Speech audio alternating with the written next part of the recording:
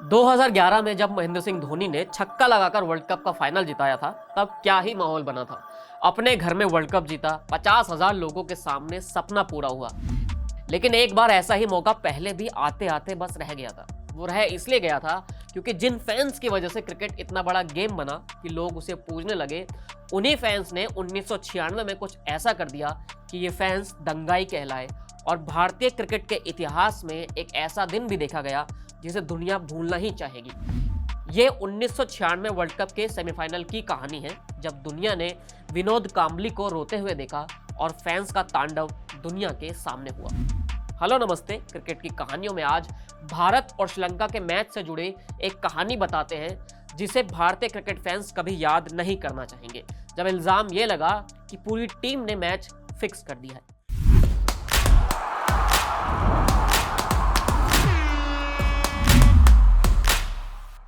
13 मार्च 1996 की तारीख थी और जगह थी कोलकाता का ईडन गार्डन स्टेडियम।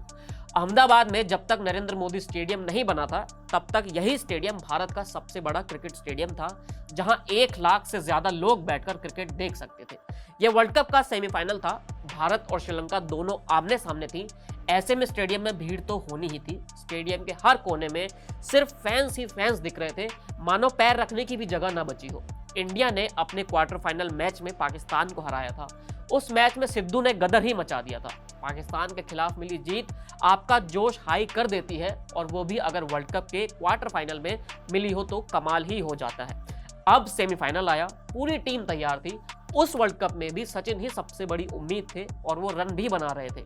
पिच और माहौल को देखकर लगा कि टीम इंडिया पहले बैटिंग करेगी और बड़ा स्कोर बनाएगी, लेकिन इसका उल्टा हुआ। कप्तान मोहम्मद अजहरुद्दीन ने टॉस जीता और पहले बॉलिंग ले ली। हर कोई हैरान था, लेकिन जब टीम इंडिया की बॉलिंग शुरू हुई तब थोड़ी देर के लिए लगा कि सब कुछ खुश हो गया और सब कुछ अच्छा हो रहा है, क्योंकि जवागल श्रीनाथ ने कमाल ही कर दिया।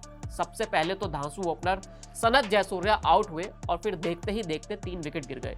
सबको लगा कि अब तो खेल हो गया और सेमीफाइनल अपना ही होगा, लेकिन उसके बाद अरविंद डिसिल्वा जम गए और ऐसे जमे कि स्कोर को आगे बढ़ाते रहे। जब बोर्ड पर 50 ओवर खत्म हुए तब श्रीलंका का स्कोर 251 रन हो चुका था। यहां तक सब कुछ ठीक था। अब इंडिया की बैटिंग शुरू हुई। 1 विकेट जल्दी गिर गया, लेकिन उम्मीद थी क्योंकि सचिन तेंदुलकर खड़े थे। सचिन तेंदुलकर और संजय मांजरेकर, मुंबई से निकले 2 लड़के जिनकी तकनीक की दुहाइयां आज भी दी जाती है। दोनों ने ही एक बढ़िया पार्टनरशिप की और इंडिया को आगे तक ले गए। जब तक दोनों खड़े थे तब तक तो लगा कि फाइनल पक्का हो गया है, लेकिन फिर सनत जयसूर्या आए।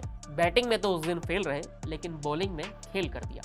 जयसूर्या की एक बॉल सचिन के थाई पैड पर लगी और सीधा विकेटकीपर के पास चली गई। विकेटकीपर ने बॉल स्टंप पर मार दी और तब तक सचिन क्रीज से बाहर निकल चुके थे। 98 के स्कोर पर टीम इंडिया का दूसरा विकेट गिरा और सबसे बड़ी उम्मीद भी आउट हो गई। बस यहां से ही खेल पलट गया और ऐसा पलटा कि खेल ही हो गया। अगले 22 रन के भीतर 8 विकेट गिर गए। 99, 101, 110, 115, 120 और फिर 120। जैसे ही टीम इंडिया का 8वां विकेट गिरा, क्राउड पागल हो गया। कुछ फैंस ने पहले बोतलें फेंकना शुरू की। श्रीलंका के फील्डर जहां खड़े थे वहां पर बोतलें फेंकी गई। हल्ला मचना शुरू हो गया और फिर किसी ने आग लगा दी। यह आग पहले छोटी थी, लेकिन देखते ही देखते फैल गई। मैच रोका गया। सारे खिलाड़ी इकट्ठा हो गए। उस मैच में रेफरी क्लाइव लॉयड थे। लॉयड भी नीचे आए और सभी से बात करने लगे। काफी देर इंतजार हुआ, लेकिन जब लगा कि कुछ भी नहीं हो सकता है, तो सारे खिलाड़ी मैदान छोड़कर चले गए। फैंस नाराज थे। जिस तरह से टीम इंडिया का कोलैप्स हुआ था, उससे कोई पचा नहीं पा रहा था। जब मैच रुका तो विनोद कांबली बैटिंग कर रहे थे।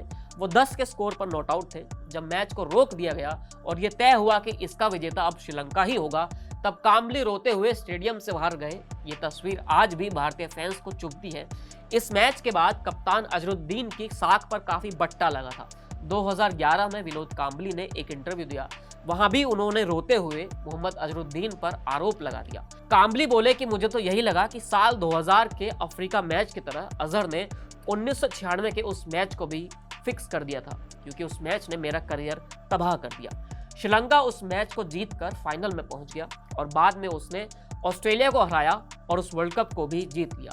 लेकिन इस वर्ल्ड कप को आज भी भारत और श्रीलंका के उसी मैच की वजह से याद किया जाता है। इस कहानी में इतना ही। फिर मिलेंगे नई कहानी के साथ। शुक्रिया।